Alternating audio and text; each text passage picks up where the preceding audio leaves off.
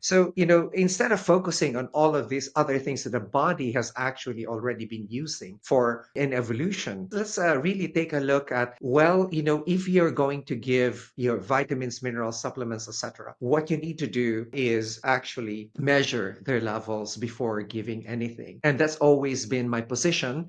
And again, and that's because physicians and other healthcare providers do not know that the metabolome can already be measured and balanced accordingly, right? So, for Mhm. example, if you don't give a measure of antioxidants to your patients, like you will increase, for example, the oxidation of the DNA, right? You will increase the oxidation of your lipids. You will drop your glutathione levels, which is so important for the body's.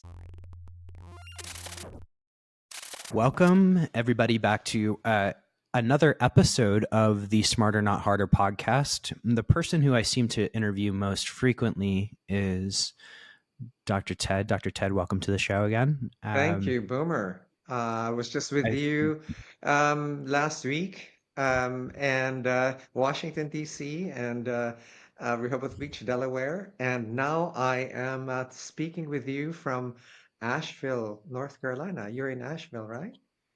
I'm in Asheville. You're in, I believe, DC. Just guessing by this truly unique white background that you have. But you'd think we would be able to do this in person. However, we had many R&D events to attend to, and that left us having this conversation remotely. Yeah, and folks, in my tradition of really fucking up my mitochondria, Boomer's flying back to Amsterdam on this weekend. So there, that's how we live our lives. Um, but we do as we say. So we do take care of ourselves, and so Boomer and I were talking about, how patients uh, or clients would come to us bringing all of this news Oh, articles on the yeah. web. And we had we were just lamenting at how in the service of search engine optimization, everything is just hype up and blown up, and you don't know what's real and what's not real anymore. And that is almost, I don't know if it's magnified, but with the existence of some of these AI tools, ChatGPT being the most famous one for recently Yeah. interesting news, but this isn't a business podcast.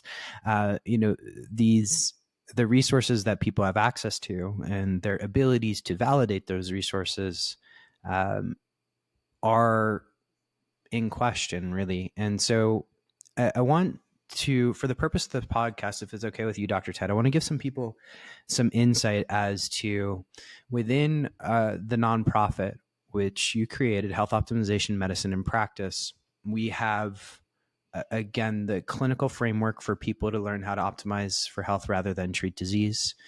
To be a health optimization practitioner, you have to master 7 basic pillars, one of which, or one of the foundational analytical components, is clinical metabolomics. Mhm. And within the clinical metabolomics, we teach this now through a cohort process whereby people get together once a week to have group discussions along, which is really augments the online learning that they had before.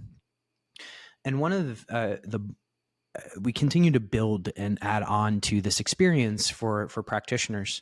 So one of the things we've instituted recently, and we've had case reviews for a while, and a case review, for those who are not familiar, you get online on a Zoom call. It's sort of a webinar style format, more interactive than a webinar, and we talk about a particular health optimization case and how we may make certain changes. What are some of those clinical pearls that people like Dr. Ted and Dr. Scott and Jody and so many others have experienced in their clinics? But one of the things we've instituted recently out of what you just said, Dr. Ted, which is that incessant texting that you get from clients about, XYZ podcaster just said this, or, is this, my favorite one recently is this genetics test that has, 5 SNPs analyzed and they charge you $500. Is this worth it? that kind of thing. And so we have now instituted a monthly call, which we review articles and talk about how to handle these types of situations. And I wanted to bring this one in particular to the podcast because it highlights how a clinician might be able to respond to a very popular article, and by knowing both the points and counterpoints, right? So I'm going to read the headline of the article because a lot of people are, enjoying headlines and headline monkeys, and then we'll talk a little bit about the pros and the cons of this. So this one comes from Yahoo, and I don't know how you got this out of the UK Yahoo, but we'll let you pass there. But multivitamin use could increase cancer risk by 30%, oncologist claims. Now, the aim of this episode is not to talk about how negative headlines are 3 times more likely to get clicks than positive headlines. The aim of this episode is just unpack the article and talk about why this may or may not be false. So, Dr. Ted, when you got somebody who texted or SMS in international sense this to you, aside from your initial reaction might be in a slight cortisol spike, what went through that wonderful cerebral cortex of yours? Well, this is exactly the reason why we teach practitioners and doctors health optimization medicine, in particular clinical metabolomics, right?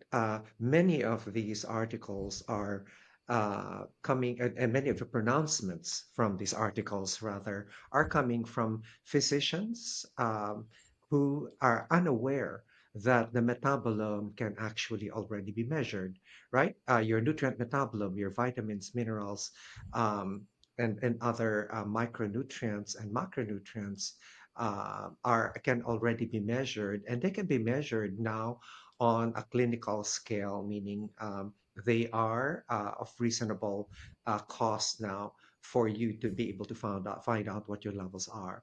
And many people are very familiar with the genome, but very few people are really well versed with the metabolome. And metabolome is actually what we pay attention to because it tells us what is happening now. The genome can only tell you what can happen, but it's not telling you what is happening now. And I think this failure of the illness medicine um, uh, enterprise to take a look at the fact that many of the pronouncements that are making are already passe, right? Because all of these things can already be measured, and therefore, if you don't need any vitamins or minerals, then you don't give them, right? So and that's the key part of this, is that we can now measure these things, and we have no excuse making pronouncements like this because all of these can be measured in a client. And the other thing that's a very very glaring here is, of course, you focus on killing the cancer cell, and no one focuses on making the healthy cells healthy. I mean, how can you fight the cancer cells if you are actually not paying attention to that which actually makes your immune system more robust, which is comprised of healthy cells. So everyone's focused on what I say. Everyone's focused on the foreground, which is disease. No one is actually focused on how do you support the healthy cells, which is, of course, you're after the healthy cells in the body, right?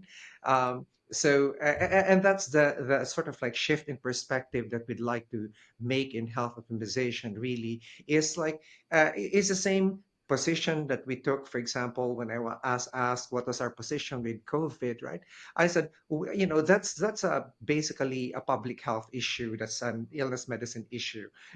Ours in health optimization medicine, our job is to shore up the immune system of the body. And of course, the largest immune system is the gut. So people are actually getting surprised why we were recommending, gut cleanup, sealing of leaky guts, etc. during that time. It's because we are after, helping the healthy body heal itself, right? So that's our part there. We are not actually contradicting anything that illness medicine does. In fact, what we're doing is actually making sure that their therapies work so much better. Okay, so this is beautiful, and you went into there a little bit about shifts in perspectives and how we help therapies work better. Um, I want to pick apart a couple of items in this article, if it's okay with you. Sure. And one of them has to deal with a comment made about essentially the how a multivitamin or just vitamins in general get broken down in the body, and you're getting hit, and I'm paraphrasing the article. We can link to the article in the show notes, but you're getting hit with values that are far more than the body needs, and the unused portion of those vitamins are left free floating around the body. Can we unpack that a little bit, Yeah, if you don't mind? it's actually very easy to unpack that, right? Vitamins, minerals, cofactors, these are required by the body, so we eat them in food, right? So in any so which means that we have actually met all of these vitamins, minerals, cofactors in evolution, right? So the body knows what to do with them. Essentially, the body knows what to do with them when it sees them, in contrast to when it sees a synthetic antibiotic or it sees a synthetic chemical cocktail. It has never met that in evolution before. It doesn't know what to do with it, right? So, for example, we give antibiotics, and then now we find, severe antibiotic resistances. We've gotten into more stringent rules on when to give antibiotics and when not to. And and for me, if there is an equivalent natural antibiotic that you could give that is just as potent, then chances are you've already eaten it before. Like, for example, oil of oregano. You can do that testing for sensitivity and specificity, and you can find out it's effective for those. And that's how I would like to think of it. It's like my knee-jerk response to this is really well, if you're feeding, excess micronutrients, etc., the body knows what to do with them, right? True, you have to make sure that your fat soluble vitamins are not in excess, but it's very, very hard to put your fat soluble vitamins in excess. Truly. Right, it's very hard to get very high vitamin A, D, E, K levels, I think what is toxic levels of vitamin D again? It's what, 200 or something like this? 253 is recorded, Wow. right? And the Hadzabe and Maasai tribes actually have their vitamin D levels between 50 and 100, and their chronic diseases are very rare, right? And that's because we, in health optimization medicine, we also take a look at highly conserved genes in evolution. The vitamin D gene, for example, is between 650 to 750 million years old. It predates our species, and yet we conserve it. So it's highly conserved. So we need it.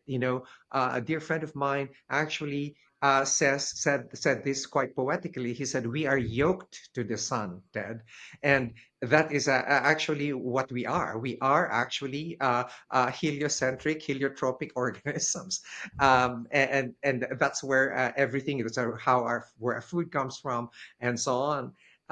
So when we're looking at statements like this, even the statement that was made, which was really quite revealing, is Dr. Khan was advocating for reclassifying multivitamins as drugs. And Yeah. it's like, well, you might as well reclassify a kiwi as a drug. It's so rich in vitamin C, right? And so, it doesn't make sense to, Dangerous, yeah, dangerous kiwis. it doesn't make sense to make pronouncements like this when you can actually find this in nature. And you know and the feeding of the cancer cells, for example, well, you're also feeding the healthy cells, right? So what's the solution here? The solution here is find out what the body needs, the measure right?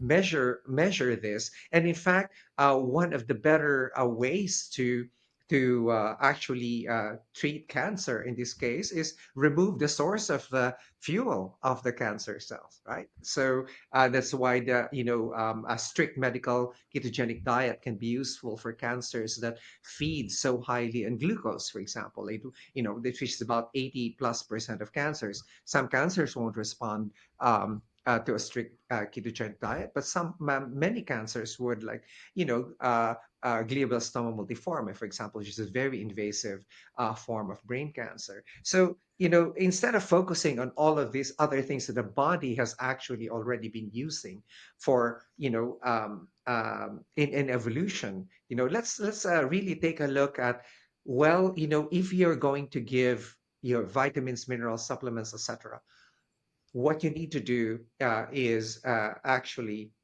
measure their levels before giving anything. And that's always been my position. And again, and that's because physicians and other healthcare providers do not know that the metabolome can already be measured and balanced accordingly, right? So, for Mhm. example, if you don't give a measure of antioxidants to your patients, like, you will increase, for example, the oxidation of the DNA. Right, you will increase the oxidation of your lipids. You will drop your glutathione levels, which is so important for the body's detox reactions. A clue that I give to my students all the time is that if you're seeing sulfur in there, take a look at that you're basically looking at the detox reaction about to come. And so these are like fundamental things that some of us learned in medical school. I'm actually applaud Dr. Dom D'Agostino. There's medical schools now teaching medical students an actual course in nutrition. What did I have? Like 6 fucking hours of nutrition. And had I not gone into fellowship, right, on nutritional medicine in Paris for a couple of years, I wouldn't know any of this stuff. Right. So, Mm. at a time when I was looking for a fellowship, nutritional medicine was not available in the United States. That was not being Yeah. offered, and not, much so to the uh, uh, to doctors who actually were looking for example, you may have like cancer patients that are looking for equivalent chemotherapies that are natural, right? Those who actually absolutely refuse. Chemotherapy, for example, Mm. because they've seen the effects, etc. Although I do, as a physician, I do encourage them to go off on one round. Uh, and if they really, really, really don't like it, then we'll find natural equivalents for their conditions. But in any case, you just see that that's synthetic, right? Versus a synthetic cocktail versus a natural cocktail, and you could see that some of these cocktails actually can be approximated, right? And so and these kinds of things, when you're looking at something like this, when you say, well, this excess micronutrients, you feed the cancer cells, they become Pac-Man, they eat up other cells in the body. Well, again, that's a foreground focusing. We're so used here in Western medicine to just focus on the disease. We're not focusing on the body that's actually has to fight the disease, or has to be able to restore the body into balance. And we know that the body has its own innate wisdom on how to rebalance itself. And I like to say, it's not necessarily good for the entire organism, right? But it would be good at the level that is balancing. And since we're talking about cancer here, you know, the evolutionary imperative of the cell is, I would like to survive and reproduce. Well, okay, at the level of the cell, you are actually in a network and you're cooperating, right? And you're cooperating. And when you're a network, you're basically subject to the rules of the network for harmonious cooperation, which is like, competition, cooperation, and co-opetition. So basically, you're doing all of these things, and then you introduce a toxin, say, right? And then the toxin is carcinogenic, right? And so and so the cell will say, well, fuck this. I'm going to want to survive and reproduce. And therefore, you'll get a genesis of your cancer cell. From the now, go and put yourself not as a boomer, but as a cancer cell and say, well, I want to survive and reproduce. So at my level, I am actually doing the evolutionary directive of surviving and reproducing. It's not bad for, it's not bad for me, but it's bad for Boomer, us having the cancer. But when you take a look at those levels, you see that there are various ways that the body balances itself out, right? And we just have to understand that and recognize that really the fights in illness medicine and health optimization medicine or other forms of medicine is a failure to see at what level or what ground the people are operating on, and there's really no fight there, right? If you're working at the level of the organ, work with me. I'm working at the level of the cell, right? And it's the cell is basically all over the body, and the organ is basically just in one part of the body doing its own specialized function, right? But the cells all over the body, and when you institute something like vitamins, minerals, cofactors, they just don't affect the organ. They just don't affect the cancer cells. They also affect all the other healthy, normal cells that are in your body, which will be the ones to actually make you sicker or make you well, right? So This is a beautiful discussion, and I think there's something that needs to be reemphasized. There is just sort of at what level are we analyzing, and that's very important when you're making judgments. One of the interesting, as I kind of go through the article and read the article, and since I know you have a vast knowledge of statistics, one of the interesting aspects of this article in particular is the type of studies that they point out, and in particular, correlations drawn from observational studies. Do you mind just going in a little bit as to the problems with that? Because, or the problem, the benefits, maybe we can talk about the positives too, like why somebody would want to do hmm. this type of study, and then why you may or may not want to put so much weight on the results of that.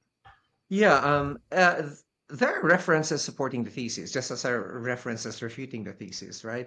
And so far, the major thing that he cited here was the carrot study, which was done on 2010, and it was called the carotene and retinol efficacy trial.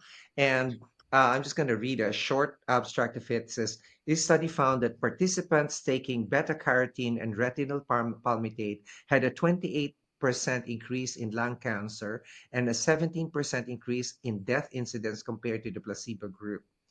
Um, and so this study was done in 2010, right? And so essentially, if you take a look at this, this is a survey, right? They never measured the initial levels of carotene and retinol palmitate, which you can do now, by the way.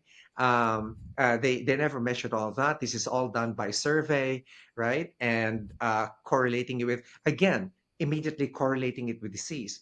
And there is no corresponding study that says is correlating it to health, right? The higher levels of this is correlated to a, say probably later onset of cataracts, or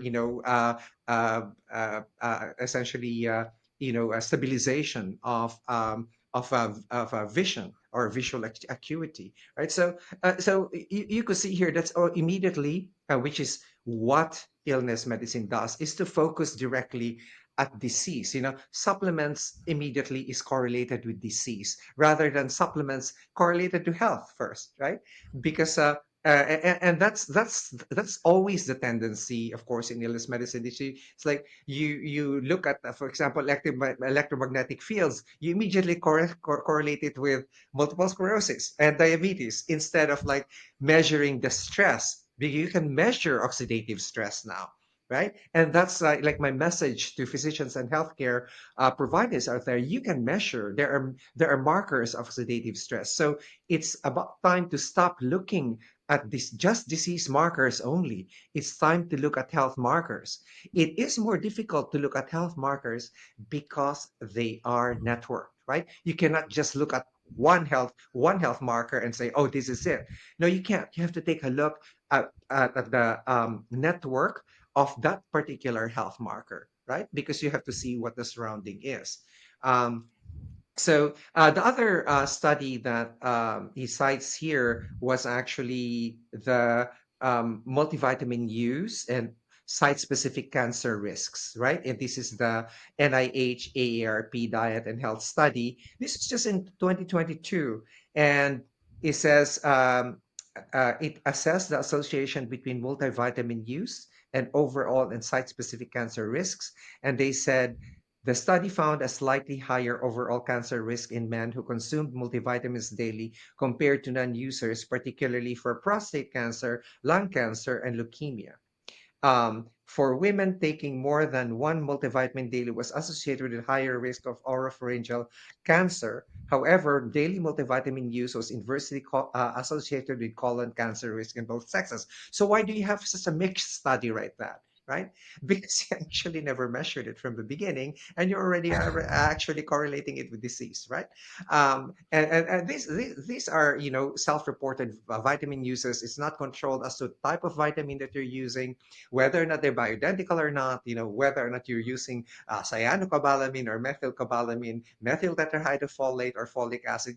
These are kinds of things that make a difference, right? But the key here is that when you do studies like this, it's really very difficult. Like, for example, that study that I quoted from the NIH AARP Diet and Health Study, that was 4,869, 640 participants. That's a Age, hell of a lot of yes, I had a participants lot to of try and participants, do. and Yeah. there's really no way to do this rather than by, basically survey questionnaires, right? And Mhm. everyone knows how really great survey questionnaires are when I you're mean, I this. personally love either answer. No, I'm joking, right? There's sort of like a middle bias, I believe, and then there's if you get this in feedback as well with Amazon reviews or whatever. Yeah, It's just you either hear from the best or the worst, yeah. and yeah, These are the kinds of things that you when you take a look at it, you can easily pick it apart. But to their credit, hindsight is 2020, right? Even if mm, clinical metabolomics is already 50 years old, right? It is not. We are the ones in health organization, medicine, and practice. We're actually the ones pushing that physicians and other healthcare providers use more of this in their clinics, right? To determine the health of the healthy parts of you rather than what is sick in you. So that you could see how much fighting can be done, right? How much fighting can be done by the patient or by the client. There are also studies, Boomer, on using vitamins to prevent certain diseases. Well, that won't work, right? Because vitamins, minerals, cofactors, they affect all cells in your body. So why should you zero in, for example, one study that was done in 2003 and to prevent cancer and cardiovascular disease, and says, there is insufficient evidence. Well, you can't really, what is generally used by all cells in the body cannot be specified for a particular disease, right? That's yeah. just saying, water can cause cancer. So, well, unless of course your water is poisoned or you live in Detroit and you're Yeah, poisoned. Flint. Detroit might be okay. Flint is the one. Uh, so, Doctor Ted, I want to kind of round out this conversation here with another comment that you get quite frequently in this space around just supplements in general, and you have these again similar headlines that supplements don't work. I think this is more of beating home a point, but what would be your position around that type of headline? Yeah, um, it gets your attention, right? And this is because people normally just take multivitamins and multiminerals just because, right? And of course, physicians, being uneducated about nutrition in general, will actually usually make those pronouncements. I mean, see, when I was uneducated about these things, I was very threatened by multivitamins, multiminerals, etc., because I knew nothing about them, right? But I kept my mouth shut. I said, well, since I was a student, a perpetual student of evolutionary biology, I always said that, well, it's kind of like, when there are pregnant women, I think in the Middle East or somewhere, where when they need certain minerals, right, and they can't get it, they would eat soil, right, because it is rich in, like, zinc and a few other minerals. And this is called pica in pregnancy, when the body is craving for something. And behaviors like those actually fascinate me, because the body actually has this innate wisdom in really looking for what it needs. And we try to say, well, our concepts actually beat our body's wisdom. But actually, no. If you listen to your body, it usually knows what to do, right? It's kind of like when you say, when you have an ankle sprain, right? You will be cranky, and you will sit down because of the pain, and that's the body's way of saying rest, right? It will have a swelling around the ankle, and that's the equivalent of a cast, right? And you will be in pain, and you will isolate yourself. You don't like to do any social things. But what do we do in illness medicine, right? We put you in a cast. We give you a crutch. We give you some acetaminophen, and off you go. Basically abusing that ankle. So therefore we have to have a fine line, right? Of where do we help and where do we stop, right? So, and that's respecting what the body can do and what it can't. As we know, the body will respond initially by molecular inflammation. We know that now, right? For any particular stress, um, acute, traumatic, or chronic, the body will respond with molecular inflammation, and then the body has its own system of balancing that out, and that's what we emphasize in health optimization medicine. It's not about the good and the bad, it's about a balance of things. Your oxidation and antioxidation are in a balance. For example, reactive oxygen species are not bad, right? Because the levels would be the ones that would be indicative.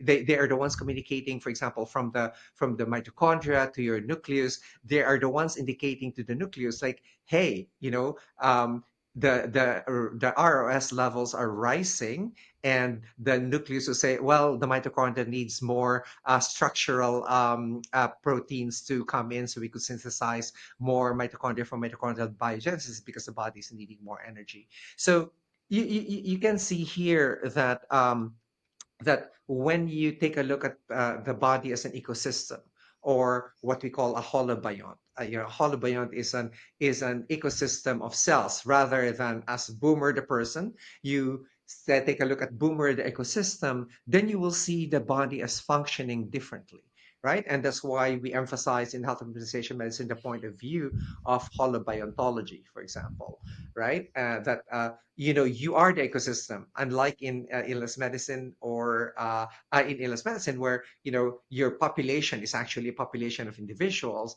And as I like to say, because those population of individuals, two things have to work: your antibiotics have to work, or your surgical technique has to work. However, when you're dealing with a fundamental cell, right, then everything in your body is made up of that. And then either you're fucked, or you do something to learn about it.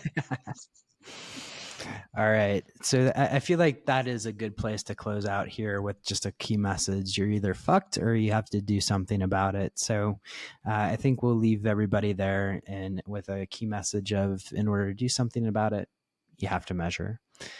Dr. Ted, always a pleasure. Boomer.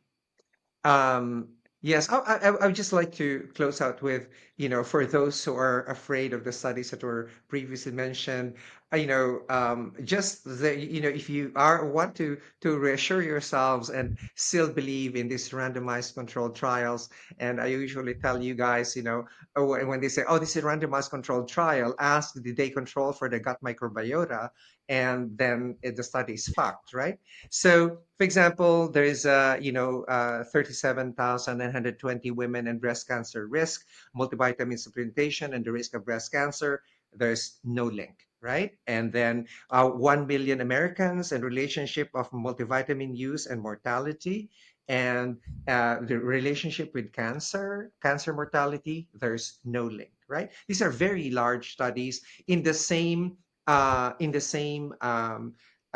survey format that they did, right? But for example, multivitamin use and risk of aggressive prostate cancer, no correlation, right? Um, and then and multi-cohort study also for multi-ethnic, and this is not just for Americans. There was also no correlation. So, and the reason why we're getting this opposing studies like this is that remember, and Boomer, we'd like to close with this. You know, we now can measure these things. There are professionals like us, health optimization, medicine physicians, and health optimization practitioners who can now read, interpret, and provide you with a course of action as to what to do. Right. So we don't give you multivitamins. We actually specify the vitamins that you need. Right. For you to take. And the time has come. I mean, clinical metabolomics has been around 50 years. I mean, come on, guys, let's use it. It's available in our clinics. And for those of you who are interested in learning, if you're a practitioner or a physician wanting to learn more about clinical metabolomics and how to practice it, come to homehope.org. And there would be lots of information there. And with the cohorts, it's really fun, right? You get to be with Yeah. other students and other physicians and people like us who have been practicing this for over a decade and having fun. We're informal, right? You can present your case that you're stumped with, and we figure out exactly what to do and what not to do. In that level of importance. The community is a beautiful thing. And we just concluded, we've already done a podcast episode on this, but we concluded a symposium. We actually like to get together. We're all sort of uh, health nerds that like to chat about different ways to make people healthy. So it's a wonderful community with a lot of good laughs. I think we're going to start to call these episodes with you, Dr. Ted, the Dr. Ted mic drops. So thank you for another mic drop. And we'll wrap this episode up now. Thank you for everybody listening. Have a wonderful and health optimized day.